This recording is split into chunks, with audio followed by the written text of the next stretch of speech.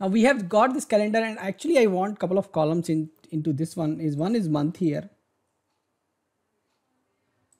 which is a new column, and we are creating a new column out here. We have told you how to create a new column. Now this is a different way of creating a new column here in this column.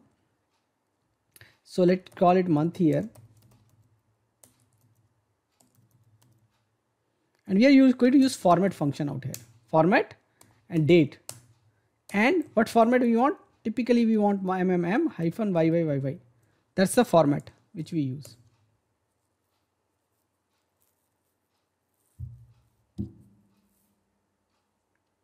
So we got a month here, and so let's go ahead and join these tables. Now this table is date, and we don't have a automatic join out here, but we have a date out here, so we can join date with date. So now I have told you we can join them separately. So what we are going to do, we are going to create one more layout out here, and we drag this call center table out here, and we drag this date table out here, only two tables, and then we join these two in this layout. And I'm going to show you what happened in the all table layout, and that's what we are going to also see. So one to many, that's a perfect relationship. That's what we wanted. Just go ahead and look at it. Okay, seems fine. Many on the call center side in this one, and let's go to this layout and check it out. All table layout, we are going to go ahead and check it out. Seems fine to me. Okay, so we got it. Now we will go ahead and create one visual out here, and that's what I wanted to show you, the text sorting, which is going to have a problem. That's what I wanted to show a case to you. So when I drag this month here, and let's take any of the, now this is joined. So when anything which is joined, I can simply go ahead and analyze, and let me go ahead total time am major.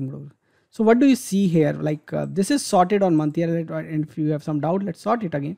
You see all these Aprils together, but this is not how we expect the time to behave. Okay, we want this month here to always be sorted on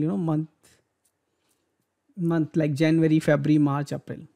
Now to do so, we have a functionality which is column sorting. Now if we can create a column which is having the similar kind of granularity, means which is also a month here, but it's sortable month here, then we can do it. And to easiest way to create a sortable month here, let's go ahead and create it, is YYYMM.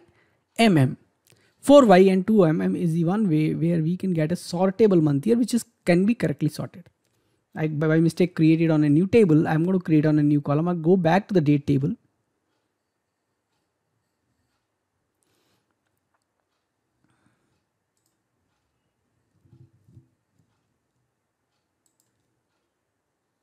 So I'll go back to the date table, and again I'm going to click here. And here I'm going to do is I'm going to create a new column. You are seeing this sort by column option which is there, but we are going to utilize that very soon. But before we utilize that, we need a column where we can sort it. And right now, quickly we are going to call it is as month, year, sort column, and we are going to use format, date, and YYYMM. And look at this format. Okay, new column is created, order is YYYMM, and this is cell sortable format, though it is a text format, but still it is cell sortable. As it is a number, I can convert it into whole number by going to column tools, but right now I don't need it. I'm fine with the text format. I'm going to tell you later when we create the date table again how to make it as a number format. We can actually do it. And now here you have option this sort column and sort on month here, and we'll go back to the visual. Okay, and this is not there, it is here available here. From there also, if you click on the column in the column tools, it is always available. Okay, and now you see immediately the moment we done the sort column, the sorting has been done. Okay, so sorting has been done. We are able to see it correctly sorted. Now let us go ahead and see now this date table. Are we still seeing it as a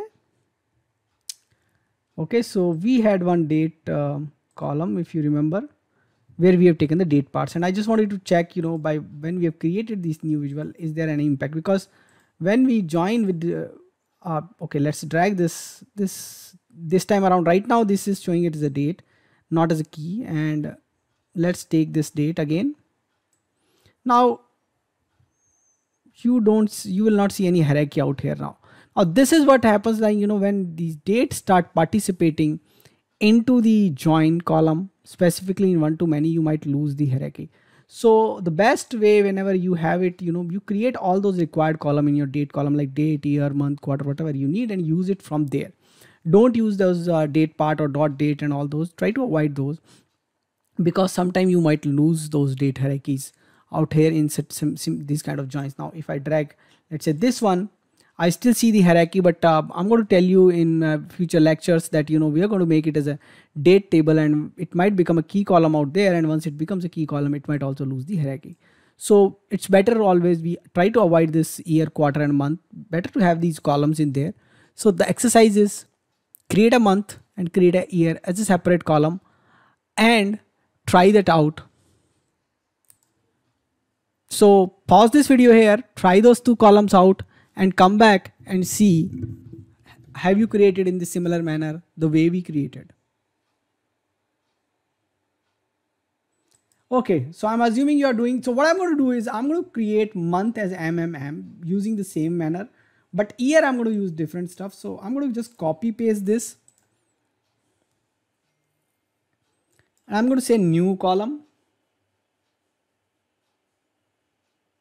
And once it's create a new column, I just simply paste, I remove the month here, and I'm going to say MMM. And this is not going to sort, so on some later video, I'll tell you how to do it, but I'm assuming that you will be able to create a sortable column for this and able to do it correctly. Now I don't need a year column, which I wanted you to create another one. And what I'm going to do is for year, I'm going to do it a bit differently. I'm not going to use the format. And year, we have a function year. That's what I wanted to tell you. So year, and if I pass date to it, it can extract the year part from the date. And we need to be very careful. So we should preferably mention a table name. That's the ideal one, because this date in the model could be misleading. So let's give a date here. Okay, so now we got whatever we wanted. Now this model has a year, so I can go ahead and here and analyze this data by year. So let me drag year out here, and because year is a numerical column, I have to say don't summarize, and I remove this and I put it first, so I am able to summarize my data by year. So you have seen how quickly we can get the data into Power BI, do some basic data preparation, configure it, create different kind of visuals. I just given a brief overview of all of that. Now what we are going to do is, in the next lecture, we are going to jump into the SQL Server, create certain basic scripts there, analyze data a little bit there. We are going to use a different data from now onwards, and there is a lot of data modeling which is required. We will not do this basic data modeling of deleting duplicates and all those, but which we have learned, like creating a dimension table and all those. We will see some of those things on database. We will see some of those things working here in Power BI, and I'll tell you advantage and disadvantage of both. And finally, we are going to, after doing it, once we say, okay, this better is fine, this way is final, or then we are going to take the data in that particular way. So we will start in the next lecture with SQL Server. So make sure you have installed SQL Server. I have given the links in the first class for the SQL Server and this one. If you're missing out that, do let us know. So please install SQL Server, SQL Server Management Studio, and continue in the next class. Thanks for attending this class.